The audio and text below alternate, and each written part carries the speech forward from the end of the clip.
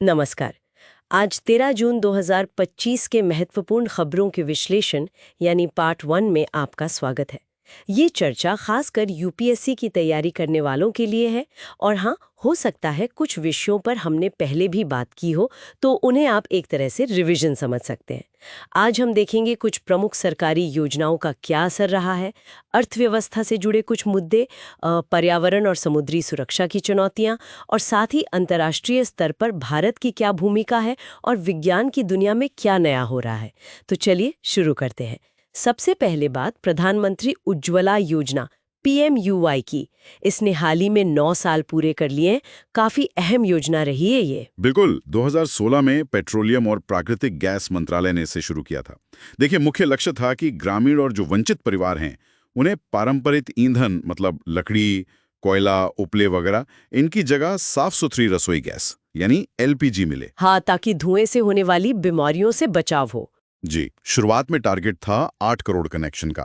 फिर उज्ज्वला 2.0 आया, उसमें 1.6 करोड़ और जोड़े गए और मार्च 2025 तक का आंकड़ा देखें तो 10.35 करोड़ कनेक्शन दिए जा चुके हैं। अच्छा। पात्रता की बात करें तो 18 साल से ज्यादा उम्र की महिलाएं जो एससी, एसटी, पीएमए ग्रामीण, एमबीसी या अंत्योदय अन्य योजना जैसी श्रेणियों में आती हैं, वो पात्र हैं।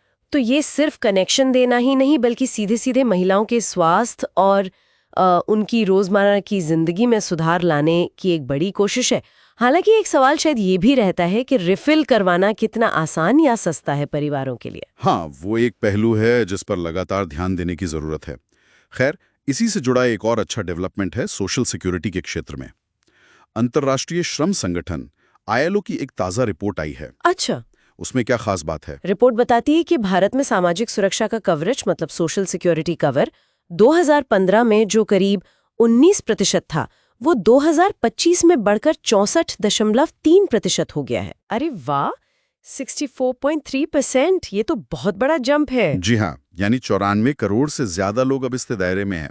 और इसके साथ भारत वैश्विक स्तर पर मतलब दुनिया में दूसरे नंबर पर आ गया है कवरेज के मामले में। कमाल है।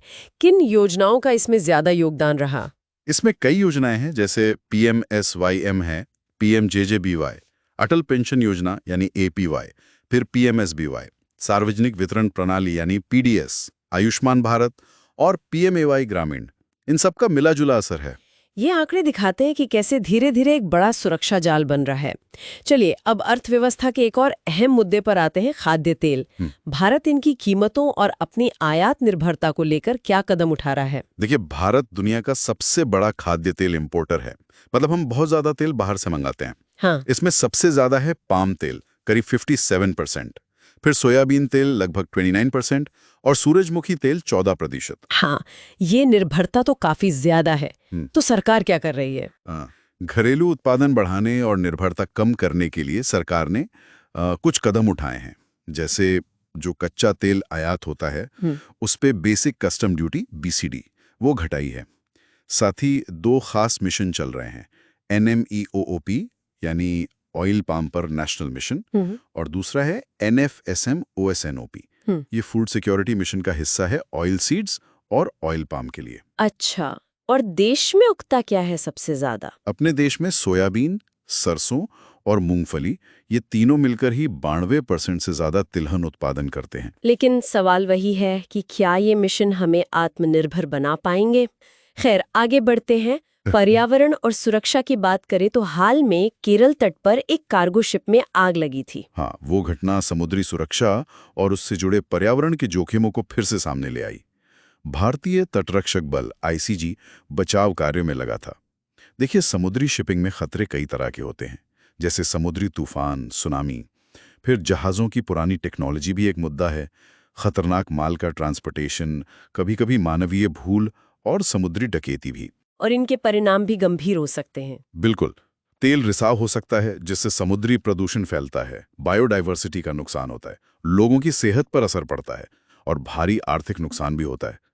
इनसे निपटने के लिए कई अंतर्राष्ट्रीय समझौते हैं, जैसे बंकर कन्वेंशन 2001 है, नैरोबी कन्वेंशन 2007 जो जहाज़ों का मलबा हटाने पर है, एचएनएस कन्वेंशन 1996 है खतरनाक पदार्थों के लिए, और सबसे महत्वपूर्ण मार्पोल 1973 जो प्रदूषण रोकथाम पर है। ये घटनाएं याद दिलाती हैं कि हमारे समुद्री रास्ते कितने जरूरी और कितने संवेदनशील हैं। इसी से जुड़ा एक और मुद्दा है अवैध मछली पकड़ना, यानी IUU फिशिंग। सही कहा। FAO यानी खाद्य एवं कृषि संगठन की ताज़ा रिपोर्ट चिंताजनक है। रिपोर्ट कहती है कि गहरे समुद्र की केवल 29% मछलियों का ही सस्टेनेबल तरीके से शिकार हो रहा है, मतलब ठीक ढंग से। और पूरी दुनिया में देखें तो 35.5% मछली भंडार ओवरफिश्ड हैं, मतलब उनका जरूरत से ज्यादा शिकार हो रहा है। 35.5%? ये तो बहुत ज्यादा है। वो बहुत महत्वपूर्ण है। ये IUU फिशिंग, ओवरफिश स्टॉक और बिना रोक-टोक के हाई सी फिशिंग के लिए जो हानिकारक सब्सिडी दी जाती है उस पर रोक लगाता है। ठीक है, पर्यावरण से जुड़ी 2 और खबरें थीं जिन पर ध्यान गया। एक तो EU का carbon border adjustment mechanism CBM। जी, CBM। भारत ने इस पर गहरी चिंता जताई है। ये असल में EU का एक सिस्टम है जिसके तहत वो बाहर से आने वाले कार्बन इंटेंसिव सामान जैसे स्टील, एल्यूमिनियम, सीमेंट, इन पर कार्बन टैक्स लगाएगा ताकि दूसरे देश भी उत्सर्जन कम करें। हाँ, उनका मकसद यही है। और दूसरी खबर उत्तराखंड से है, भागीरथी इको सेंसिटिव जोन, जो गंगोत्री के पास है। ये जोन 2012 में गंगा के सबसे प्राचीन और नाजुक हिस्से की रक्षा के लिए बनाया गया था। वहां एक सॉलिड वेस्ट इंसिनरेटर, मतलब कचरा जलाने का प्लांट लगाने पर चिंता जताई गई है। क्योंकि वो इकोलॉजी को नुकसान पहुंचा सकता है। समझ गया। अच्छा, अब कुछ और गवर्नेंस और अंतर्राष्ट्रीय अपडेट्स देख लेते हैं। लोकपाल को नया आदर्श वाक्य मिला है। जी हाँ, लोकपाल का नया मोटो है माँ गृधा कस्यस्वी धनम। इसका मतलब? इसका अर्थ है किसी के धन का लोभ ना करें। ये संस्था लोकपाल और लोकायुक्त एक्ट 2013 के तहत बनी है, भ्रष्टाचार के मामले देखती है। इसमें एक चेयरपर्सन होते हैं और अधिकतम 8 सदस्य। ठीक है।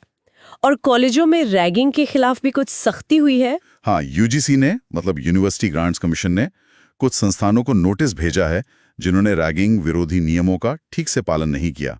रैगिंग रोकने के लिए UGC रेगुलेशंस 2009 में कई प्रावधान हैं, एंटी रैगिंग कमेटी बनाना, हेल्पलाइन और दोषियों पर कार्रवाई वगैरह। अच्छा, अंतर्राष्ट्रीय स्तर पर क्या चल रहा है? एक तो शेंगेन वीजा घोटाले की खबर आई, दिल्ली में फ्रांसीसी दूतावास से जुड़ी। शेंगेन एरिया में यूरोप के 29 देश हैं जहां आपस में बॉर्डर कंट्रोल नहीं होता। हाँ, सुना था। और दूसरी तरफ भारतीय सेना मंगोलिया गई है।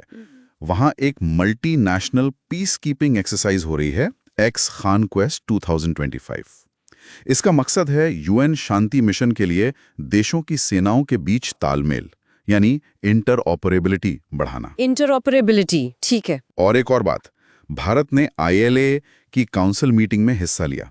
ILA मतलब international association of marine aids to navigation and lighthouse authorities. ये हाल ही में एक NGO से इंटर गवर्नमेंटल ऑर्गेनाइजेशन बनी है। दिलचस्प। अब आखिर में साइंस और टेक से भी कुछ रोचक खबरें हैं। हाँ, एक तो फ्रांस की AI स्टार्टअप है मिस्ट्रेल। उसने यूरोप का पहला reasoning based language model RLM launch किया है। RLM, ये LLM से अलग कैसे है? ये सिर्फ भाषा समझने या बनाने पर फोकस नहीं करता, बल्कि तर्क के आधार पर step by step problem solve करने पर केंद्रित है।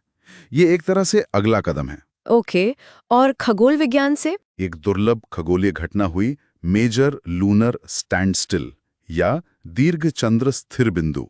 ये हर 18.6 साल में होती है। इसमें चंद्रमा पृथ्वी के सापेक्ष अपने अधिकतम झुकाव पर होता है, जिससे वो आसमान में सामान्य से ज्यादा उत्तर और दक्षिण तक जाता हुआ दिखता है। अच्छा, और भारत में भी कुछ दिखा? हाँ, दक्षिण कश्मीर में एक दुर्लभ यूरेशियन ऊदबिलाव देखा गया। ये IUCN की रेड लिस्ट में निकट संकटग्रस्त यानी नियर थ्रेटन्ड है। इसका दिखना उस इलाके की पानी की इकोलॉजी के लिए अच्छा संकेत है। बहुत बढ़िया। तो ये थी आज की कुछ खास खबरें और उनका विश्लेषण। उज्ज्वला के 9 साल, सामाजिक सुरक्षा में बढ़ोतरी, खाद्य तेलों की चुनौती, समुद्री और पर्यावरण चिंताएं, लोकपाल का नया मोटो और विज्ञान जगत की कुछ झलकियां। जी, और आज की इस पूरी बातचीत से एक विचार शायद ये उभरता है कि जैसे जैसे भारत दुनिया में अपनी भूमिका बढ़ा रहा है और देश के अंदर भी विकास के नए लक्ष्य बना रहा है, तो अलग अलग क्षेत्रों में, चाहे वो सोशल वेलफेयर हो, इकोनॉमिक सेल्फ रिलायंस हो, पर्यावरण बचाना हो या टेक्नोलॉजी में आगे बढ़ना हो, इन सब के बीच संतुलन बनाना और तालमेल बिठाना कितना जरूरी और कितना चुनौतीपूर्ण होता जा रहा है। ये वाकई सोचने वाली बात है, संतुलन और समन्वय। उम्मीद है ये जानकारी सुनने वालों के लिए उपयोगी रही होगी। अगर आपको ये चर्चा पसंद आई तो कृपया लाइक करें और चैनल को सब्सक्राइब करना ना भूलें। अगले अंक में फिर मिलेंगे। धन्यवाद।